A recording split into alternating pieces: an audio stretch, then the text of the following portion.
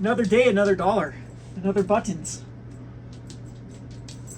How you doing, buttons? You guys are gonna show off to YouTube. That's the only reason why people watch. So earn your keep. Earn your keep, you silly mutts. So let's talk the weekend. Now that we got it over, not the weekend like that awful band, the weekend. We just had the Lorcana, our first Lorcana kind of showing, I guess. We launched it here at the store, and I started playing it, and I'm just giving you my thoughts about Lorcana, where I see the future of this game. Again, I still want to just caution everyone about this, because I do think that it is going to be continually released into the market for the points that these prices will not hold. We actually opened up a. I have to drink water there. Yep, it's Bruce. Good job, Bruce. Thank you. So, anyway, everyone gets that slurping in the video. So anyway, we've seen this cautionary tale so many times with other games where these prices absolutely can't hold. We actually did open up a foil, and we're having a hard time selling it. Alternative art, yeah. We're actually having a hard time even selling it for market price and stuff. It just keeps dropping down. And I've been noticing that the playable cards have been going up. So that's a good sign for Lorcana, because there's a couple problems right now with Lorcana that I'm hearing. First of all, these boxes aren't sealed. So there's going to be a lot of shenanigans with people buying and selling this product. So that's going to be extremely weird on the market. And second of all, I've heard that these are pretty mappable. Are they now? Yes, which is terrible as well. So again, it just seems like in 2023, you would think that games, especially something so highly anticipated like Lorcana, would have learned from the mistakes of, when this happened to Magic, when it happened to, I believe it was, I'm trying to think the game that just came out, like it was either Cardfight Vanguard or Weiss Schwartz or one of them, where so cases had a foil in them, and then you only got one per case, and it was always guaranteed one per case. It was just somewhere in those boxes. So that's another problem right now. What I've been hearing is people open up packs until they find the foils or the full arts, and then just that stuff gets dumped on the market. And that's just, I don't know. I don't like games where all the make or break a box is whether or not you hit a cold foil or not. Yeah. Or not a cold foil. What do they call it? Stupid full art. Alternative art or not. And that's just, again, the collectability. I don't think that those are even one per case. Isn't that rare in the scope of things, but a lot of the stuff is going to be. Well, that's only 4 boxes. Yeah, I mean that's similar to an expedition, though, isn't it? No, expeditions were 1 every 6 boxes. Yeah, but I mean, still, that's plus not... that was 36 booster packs as well, instead of there's 24 in there. Yeah, and there's only a certain amount of them too. So I don't know. I'll get my thoughts together with this and try to kind of figure out the Lorcana market. But there's a lot of shenanigans. There's a lot of stuff that's just in the scope of how much stuff is going to get released in the market. I don't think they can hold. I'm thinking they're going to get way, especially the ones that don't see as much play. The good news is most of them do, because we have such a small limited card pool that the ones that they chose for that type of, typically those mythics or ultra rares, were all pretty good. So yeah, Lorcana, it's got a pretty, I was actually pretty amazed at, the people that are playing it did enjoy it. It does seem like it has a place. So my thoughts on it, it seems to be pretty straightforward with how the game plays out. I'm missing a lot of the complexity of Magic myself, but again, I'm a Magic player, so it's hard for me to judge coming from Magic to a game that's supposed to be more of an intro-level game. The problem with that is, unfortunately, this is being embraced by the spike culture. This is being embraced by people that really want to play this game competitively, and that's going to cause a massive rift in this, okay, this is supposed to be a casual game, and then people just really spiking up. And to make matters worse, I actually think that this game really rewards tight play and punishes loose play. So it's that's kind of what happened to Flesh and Blood, where Flesh and Blood just eventually there isn't a lot of casual, of course there's casual players that play it, but as soon as you get into any sort of tournament setting or any sort of competitive play, and now I'm bringing up that word, that it's there is a huge difference between people that are going to really spike up this game and the casual players. It doesn't have that little happy medium. What I love about Magic is you have players all in the mix. You have people that are just ultra casual. You have people that are you play it every now and again in decent players, and you have, of course, the people that are really, really hardcore players. And I'm only seeing like the two groups of this, and they're really pushing each other away from each other, which eventually it doesn't matter right now in the scope of things with like people actually purchasing the product, because both casuals and these ultra competitive players. But in the future, like, you want that good ecosystem of all of the above, and that's like Pokemon has it, Yu-Gi-Oh has it, Magic has it, and that's just kept those games going for so long. And I've seen a lot of these games cannibalize each other when they do have that extremes on both ends, when they can't get that little happy medium of people being able to like enjoy playing but not worry about being ultra competitive, and people playing casually. Because again, this game really seems to be tight play. There is absolutely the right thing and the wrong thing to do, and it matters. It really puts you behind if you didn't do it. This game is a lot about sequencing and resource management and doing things in the proper order. And it's I've already heard some horror stories about rules lawyering in some of these stores, and it's supposed to be like ultra casual play, and people have come in with their. You're supposed to one be guy like talked about bringing his 8-year-old girl with her princess deck and sits down to a fat dude that just crushed her and stuff, and he's like, "Yep, we're done with Lorcana. I was hoping I'd come in and just play." And it was like, and then same thing with stores. I've heard massive horror stories from stores like, "Hey, we tried to do it casual, and it just like got out of control pretty quickly." And again, that's just because I think that, like, I'll disagree with a lot of these people saying that Lorcana is not marketed towards Magic players. Unfortunately, you're wrong. The people who have got into this game the most are people who are looking for an alternative, or looking to be like, I want to like I said, I've seen this ultra spike culture.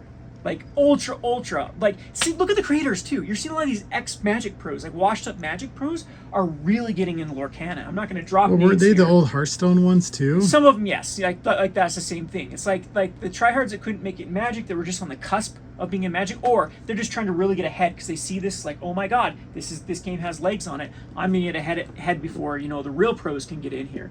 And I don't know. That's kind of my thoughts on Lorcana. I played it. I enjoyed it. It has some decent deck building. I'm already starting to see like when I started playing, like, oh wow, no one's thought about this little combo here. Maybe this guy actually has some merit to it. So it kind of gets my little brewer's gears going, which is exactly why I like Magic the Gathering. I always like to find these little niches, these little hidden gems that other people weren't looking for. But unfortunately, Lorcana's card pool is extremely shallow at the moment, and like there are some very set, clear, defined archetypes in the meta. It's just going to get worse as people play it and figure out the absolute best 60 to put in a deck. But anyway, long term, I think Lorcana is a stable game as of now. I don't see it going anywhere soon, so it's really up to a lot of factors on how they manage this. What is going to be like the like, again, we got our little like league packets and stuff, and it was just pretty ambiguous what they wanted us to do with it. It's like ultra casual, and it's just like, well, what are we supposed to just a point for a loss and 2 points for a win? I mean, it's like it's so weird with it. It's like, oh, you just get participation points for everything, and if you fill out your pronouns, you get a point. So it's so stupid. Anyway, there's Lorcana. So I'm going to switch gears though with Lorcana. Lorcana has ate up so much of the market, and same things like Lord of the Rings. I think that now looking at a lot of price data from the recent era of Magic, that has a lot to do with kind of the decline as well. Is there is just so much money right now pumped into those two things, and those are the clear winners, and of course everything has to lose out. But some super interesting thing, I don't have any over here. Oh yeah, I was going to show these. These are starting to dry up. So let me give a little backdrop of why I used to love pre-release packs and bundles, especially, is they actually seem to be the things that would go out of distribution quite quick, and then they'd be really hot sellers because people actually, there's a massive market for people that just want to actually buy these and play these things. And then we got to around this time period. It was collector's boosters. It really was collector's boosters. Well, you were guaranteed a foiled. It was set boosters. Like that, there was one foil per box. Oh yeah, because it used to be so, Yes. They used to be really you cool could get the $50 foil, but not anymore. Yeah. So what we started to see at distribution level is, man, I can buy these Zendikar pre-release packs. This sucker's old. This is past rotation. It's rotated out. In my time of doing this as a store, bundles and pre-release kits were like, you had to buy them early and then they were gone at distribution. Not saying they would go like super expensive on like TCG Player eBay, but they didn't have a lot of this at distribution level because these weren't like printed to demand. These were just printed bundles, and pre-release kits were just printed and then purchased, and then they were never restocked. But what I saw with like Zendikar Rising era is I could have bought these. Not only that, they started blowing them out for super cheap, and whatnot, and nothing was moving for years on this. And now I've been checking with distribution, and there is a lot of movement. Like I'm just seeing a lot of these things go out of stock, and which is a good sign. So I don't know. I'm kind of mulling around that maybe this like Post Malone interview on Joe Rogan or the Baldur's Gate video game being released, or just Lord of the Rings players in general starting to work backwards, are starting to pick up this type of stuff. And it's very interesting because again, collectors boosters, they're at this point becoming more and more toxic of it, like a purchase, because people are realizing that you make everything special, nothing is special. Yep. And it's kind of these lower end products, these cheaper products that are starting to move, and which is a good sign because that's like the general direction that I want to see Magic the Gathering going back to. I despise collectors boosters with a passion because I have always liked Magic the Gathering because it's utility, utility, utility, utility. It's people actually purchasing stuff because they want to play with it. Now, Commander's Masters was like this big slap in the face to that because I actually think the Commander Masters is a pretty like packed set. It's but ridiculous. The problem with it is it was just too soon, and again they reprinted everything right in Wildsville Drain. Literally, or other right things before too, the set released, they showed yeah, Commander boxes recently, or now we're even starting to see like some of the crap in Doctor Who with the or Lord of the Rings. There was a ton of it in Lord of the Rings and renamed as stuff, and so they killed a lot of their excitement because people also had no faith. It's like, okay, well, plus it was ridiculously expensive compared to any other Masters. I actually don't think it was expensive based upon the fact that Modern Masters 1 and 2 had similar value in them, and that's what their market price. I mean, Wizards have become more greedy. Yeah. They've wanted more of the kind of market share. But I mean, looking at like without all of the, if they wouldn't have gone so hardcore on like their reprints in Brothers War and the multiverse legends, Warhammer decks having key cards in them, Lord of the Rings having those reprints and skinned as Lord of the Rings, set boosters containing list cards. Like all these things have hit these. Like some of those medallions were in list cards before, so that was like killing their stuff. So in a vacuum, like if they would have touched a lot of this stuff, if they would have gone back to the way that they used to inject stuff into the supply, I think it's reasonably priced. I actually do think it's reasonably priced. However, I mean, this is just a huge showing that people are not interested in the higher end stuff right now because on the FOMO stuff, because we have no faith that they're just going to try to one up on the next stuff. And I think this was finally the straw that breaks the camel's back. It's like, well, what's the next one going to have? Yeah, because like, there's literally nothing. Yeah, well, it's like, okay, well, you did this with Commander Masters. You're just going to try to one-up us with something else, and then we're going to feel stupid for buying this thing. And, again, that's the biggest losses I've seen is, like, collector's boosters, these master sets that came out recently. Those things are not, they're still not moving, and it's crazy that this kind of stuff is moving. So again, it's a good sign. It's a thing that Magic is still healthy on the utility level. People still playing, people still enjoying. But again, they've rejected this new price, which is good. I'm glad that we're finally going to get this, so we don't have this BS of the 30-year anniversary crap and everything else. So cool. Anyway, I'm being yelled at by Zach. He's done holding the video. It's only like 14 minutes. Come so play anyway, Lorcana. I was gonna grab it, but yeah, Kevin that's cool. really It's really wants gone to on. play. I wanted to kind of get it going here. Zach has to go help the customer here. So as Chloe, oh, that dog. Sometimes she's super nice with customers, and sometimes she tries to kill people. Anyway, where am I here? I'll get back on the thing on the store and continue this discussion a little bit here. So anyway, that's my thought. This is a really discombobulated video. Monday, of course. I got a lot going on here at the store. Things get done. Always work. So many of you have asked, like, oh, I want to open up a local game store. I really hope you know what you're getting yourself into because it is a huge grind. There's a lot of overhead. There's a lot of things you have to manage. The books you have to manage properly, and what I've learned is you can never feel secure. It's a constant grind to get people in here. It's a constant grind to, move inventory. Sometimes it's incredibly rewarding when things work out, but when it doesn't, I'm good. You don't have to hold it now, Zach. We can actually tape Zach. Oh, he's done.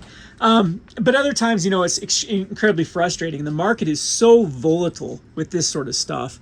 And again, it's a lot of stuff is just out of your control. Whether or not distributors are going to play ball fairly, whether or not Wizards of the Coast is going to, you know, do things properly. And it's just a never ending, like it's an always changing, never stable. Once you think you have everything figured out, and then just a fastball gets thrown. But I'm glad everyone enjoys these type of videos. I'll try to get back to some other content. If you have any suggestions for other stuff you want me to talk about, if you kind of like this point and shoot type style, I'll keep doing it. My mess of boxes down here. But again, thought I'd get this all out there. Magic and Pokemon still seem better. Like, I'm kind of flabbergasted. This is the most nonsensical market that I've ever been a part of, because it's neither hot nor cold. It's cold hot. It's crazy. There's just this winners and losers stuff, and it's just a lot of times just so, like I said, nonsensical. And things are still flying off the shelves, and other things are just, like I said, collecting dust. And yeah, it's just a weird time. So I'm a little more confident going into the holiday season. Yeah, money's going to start getting tight with a lot of people, but I also think that this will be a pretty good year, holiday season, for, you know, purchases in general for this type of stuff. Like, people are there seems to be this new either nostalgia or just like the Zoomer generation. They just really like grew up hooked online, like online games where, you know, you had your smartphone. You know, how many kids were raised by smartphones and, you know, had games there, and have always just had the access to, you know, 24/7 be able to play games. And I think this whole new experience of playing on tabletop, like the D&D, same thing in D&D. D&D is such a resurgence, is you know, really appealing to kind of the younger generation, and then older generation alike, like the nostalgia of the good old days of, you know, playing at game stores and cracking packs and stuff like that. So again, it's a weird, unhealthy, healthy market, and I hope that the distributors can, or the manufacturers can, come to a good consensus of what they should do here, because really the buck stops on them. That's what's so concerning for me, is like just admitting how powerless I am for all these type of decisions. And I wanted, like, just really think that Magic's in a good place. It's like, why, like, I'm kicking myself again. I'm like, maybe I should have gone deeper in like these pre-release packs. Maybe I should have gone deeper in like bundles, or maybe shouldn't have fire sold some of the stuff. So maybe should have just waited on this. And then at the same time, like, well, are they just going to pull this again? Like, we already saw the 2024 calendar. What's in those products? What's in the Assassin's Creed? What's in all this? Are they going to FOMO the crap out of it? Are they going to, you know, ultra collectible stuff that then, and the power creep and the contents of those are just going to make these products look even, you know, pathetic even more? And that's what I highly hope that Wizards of the Coast can go back to the business model that used to work for them. Is, you know, when these older projects aged, it actually put faith in people buying them in the long term. Everyone knows I kind of have a love-hate relationship for good old Rudy, but he did in one of his latest video, I agree with him wholeheartedly, where I've got these similar comments where people are like, well, I'm just so happy I'm getting these game pieces for super cheap. And then I'm with him like, well, if you bought a Double Masters draft booster, wouldn't you want to feel good about that purchase like 2 weeks later? Feel like you got your money's worth? I mean, that was the whole thing. Like, I've always loved the implied value in collectors and players in Magic the Gathering, is because they feel good about opening up a $30 card, even though they're never going to sell it. It's going to stay in a binder for its entire life, but people still feel like they got their money's worth. It's like, I got this $30 card, and it gives them such a dopamine rush, a whole sense of reward, a whole sense of like, wow, this purchase was worth it. But then when it gets just completely reprinted into the ground, where it's not worth anything, even though that card was never going to be turned into money, the same people feel bad. They feel like their purchase was awful. They feel like they were cheated. They have a bad taste in their mouths for buying future products. And I mean, even go beyond that with just cards, go into like booster boxes, same thing. If people like, oh, I just want one box of everything for my collection. I want to collect these things, you know, even though they're just something that'll sit in a closet or a table, it's the same thing. If they purchased it, it feels like, oh, wow. Even though they'll never sell it, they feel like they had something. There was something for some satisfaction for their purchase if it holds value or goes up long term. And it's sad that we're kind of to the point where Wizards just push this, and so far with the FOMOing and the power creeping of products, this type of stuff is no longer that. And I think that is eventually going to come back to bite them. But again, I guess to round this back up, pretty insane that this stuff is moving now. It beat my expectations. We're in like a healthier market than I thought even a couple weeks ago. It's ever changing though. Who knows? In a week, if we'll have a different opinion here, and it's keeping me on my toes, which is a good thing, I guess, because there's nothing worse than complacency. There's nothing worse than, just it was fun sitting back and making fistful of dollars with very little effort. But I think there's a little thing more rewarding with being on top of things and having to actually put in the muscle to get stuff. But now I'm really rambling. Well, I'm all over the place. Anyway, let me know what you think about what kind of content you'd like to see. If I should sit back and do some more like the kind of product opening type stuff and showcase some things. I do have some ideas for some videos for the Market channel and kind of reviving the Rogue Deck Builder channel. So eventually Lorcana, Pokemon, want to kind of dip my toes into that too, because I think there is kind of a niche for people to look at kind of the strategies outside the box, which I used to be known for. But one thing is for sure, I'm enjoying doing content. I'm enjoying talking and interacting with all of you again, which is honestly a lot more than I can say with the past few years when I was just kind of going through the motions, just doing things like, I haven't put out a video, I better put out a video. And you can kind of tell those videos were, I don't know, probably just missed the oomph that they once had when I was really passionate about this stuff. But I don't know, found a kind of a purpose again, found kind of a just kind of reason to keep on going. I remembered why I did this in the first place. I remember my passion for games, passion for people, and it's good to be back. So I appreciate all the comments. I appreciate all the encouragement. Yeah, I was just blown away, and it's really reinvigorated me. So thanks a lot to all of you subscribed. Thanks to all of you stuck with me, and we'll see you on the next video.